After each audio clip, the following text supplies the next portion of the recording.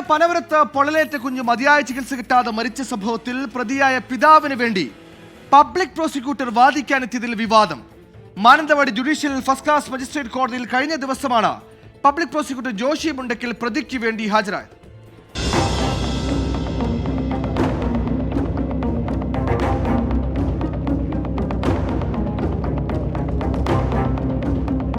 കഴിഞ്ഞ ജൂൺ 9-ാം തീയതിയാണ് ചൂടുവെള്ളം നിറച്ച ബക്കറ്റിൽ വീണ് 3 വയസ്സുകാരൻ മുഹമ്മദ് ഹസാന് പൊള്ളലേറ്റത്.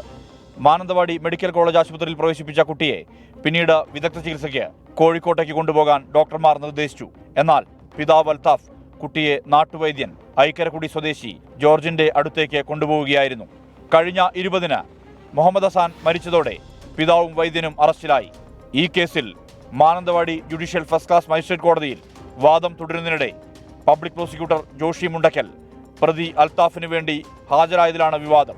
മറ്റൊരു അഭിഭാഷകനാണ് പ്രതിയുടെ വക്കാലത്ത് ഏറ്റെടുത്തത് എങ്കിലും ജോഷിയാണ് വാദിച്ചത്. പബ്ലിക് പ്രോസിക്യൂട്ടറുടെ അധികാരം ഉപയോഗിച്ച് പനമരം പോലീസിൽ നിന്ന് കേസ് വിവരങ്ങൾ ജോഷി ശേഖരിച്ചതായും ആരോപണമുണ്ട്. സംഭവത്തിൽ അസിസ്റ്റന്റ് പബ്ലിക് പ്രോസിക്യൂട്ടർ മജിസ്ട്രേറ്റിന്റെ ചേംബറിലെത്തി നീരസം അറിയിച്ചതായും സൂചനയുണ്ട്.